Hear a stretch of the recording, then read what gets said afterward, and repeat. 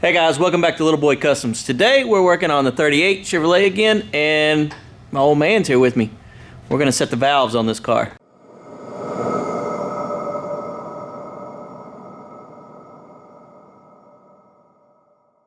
My old man's up there working now on getting the valve cover taken off. So to be able to, you're adjusting the valve lash, and so each one of these valves has a gap that they have to maintain between the rocker arm and the valve spring.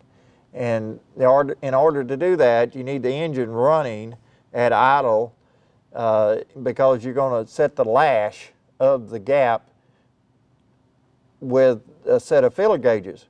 So we've got we got 12 valves, 6 of them are intake, 6 of them exhaust. The exhaust is going to be the octagon shaped ones, and the intake is the round shaped ones. So you got an intake and exhaust for every cylinder. So in order to do that, I always just do the intakes first and then come back and do the exhausts last. So this is the lock nut that for the adjusting screw that is working off of the push rod. So when you get the little motor running, then you're going to go in here with a 7/1000 feeler gauge over the intake valves, and you're going to adjust that lash by adjusting this set screw here. And once you get the 7/1000 set, then you're going to lock it into place. And that way you're going to go all the way down all 6 intake valves, and you're going to set each one of them at the 7/1000 feeler gauge. Dad, did you drink coffee this morning? No. So the first thing we're going to do, we're going to measure to see if it's 7/1000 or not.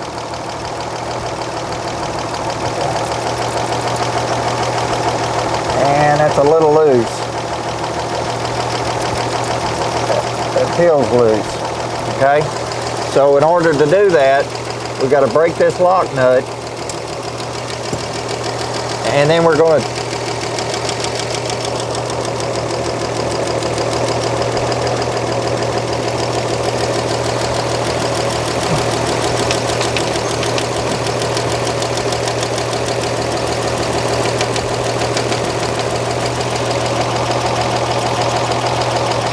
where that barely goes in.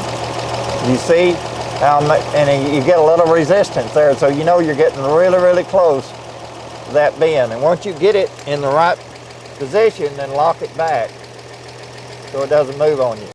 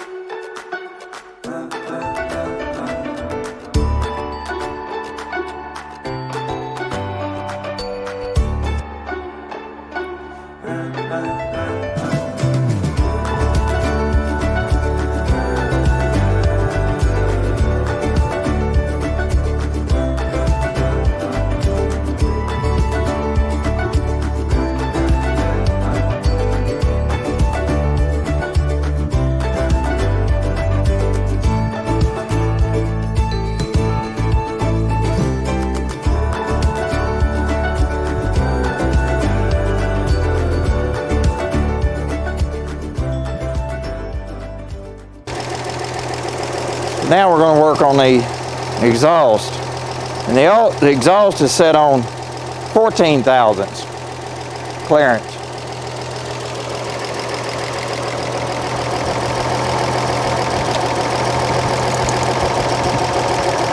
And this one's awful tight. So you got to be real careful working on these front ones because your fan's right there.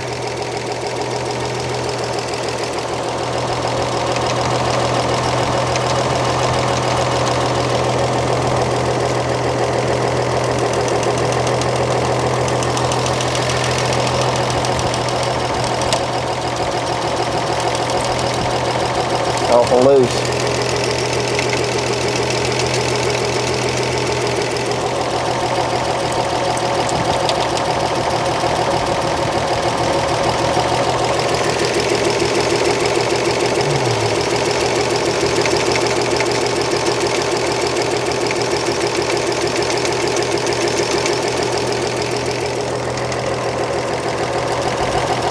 Come on.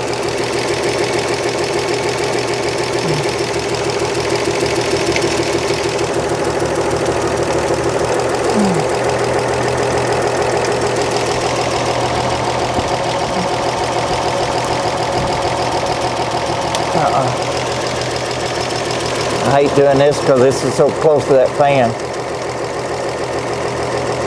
Come on. Oh, you devil. Almost died on it. Yeah, it did.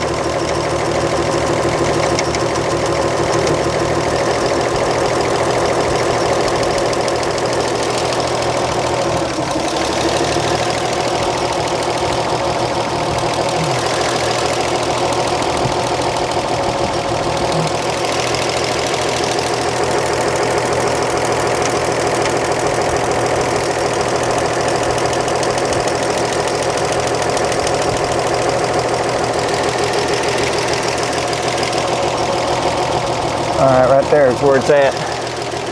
Whew.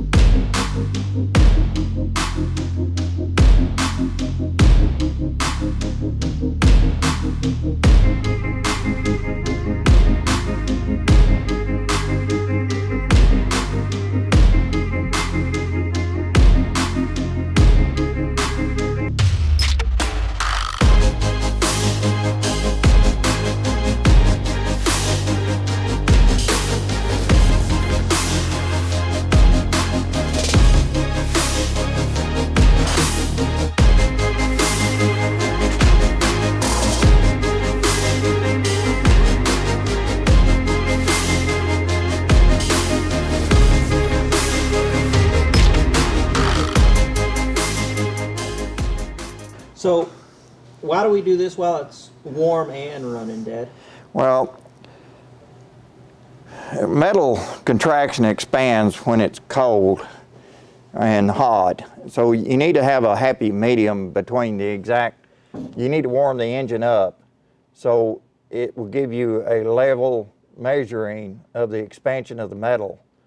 So if you did it cold, everything's contracted and you're not going to get an accurate reading compared to when it was cold to when the engine's at the optimal running temperature. So you want to bring the engine up to its optimal running temperature, which after running the engine about 20 minutes, it levels everything out to where all the metals, every piece of this metal in this engine is uniformly at the optimal running condition, and everything's warmed up to where the metal has expanded out. It's not too hot, it's not too cold, it's right at the running temperature where you want to set everything and get your exact thickness of your valve lash. where everything will be uniform. And the reason you run the engine to do this is that it's so tricky. In order, you could do it cold without the engine running, but this way you're getting the entire 360-degree revolution of the valves moving up and down and in its uniformity, and that way you can measure the gap exactness as the engine's running. Instead of doing it cold, you may not have that full out or full in on each valve. Now you're getting the full revolution of each valve, and you can find that gap in its finite. These are what they call solid lifters.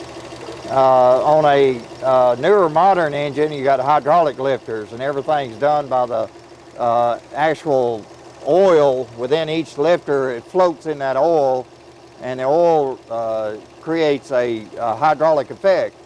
So you can do a new engine dry. You don't have to run it at all. You just rotate the engine by its flywheel to where every exhaust and every valve, intake valve is at the uppermost position, and you can just set the valves like that.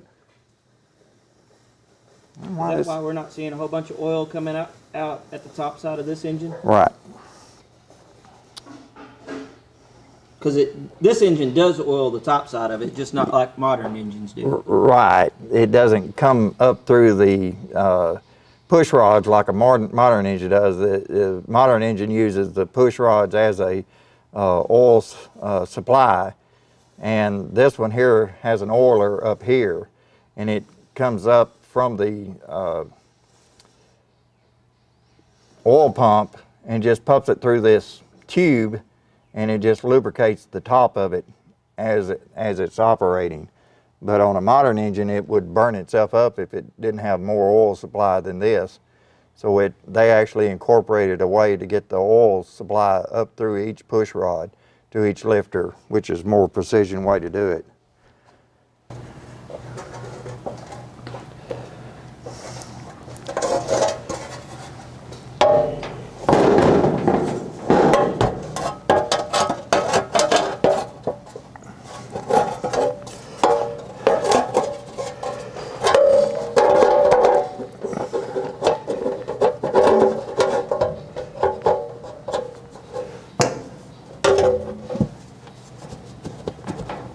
Okay. All right, guys, I want to give a big shout out to my dad for teaching me how to set the valves on this car. I didn't know. Hope you learned something too. All right, that's a wrap for this episode. I hope you enjoyed it. If you did, please hit the like button. If you're not a subscriber, please consider subscribing. And as always, thanks for watching. Until next time, be safe.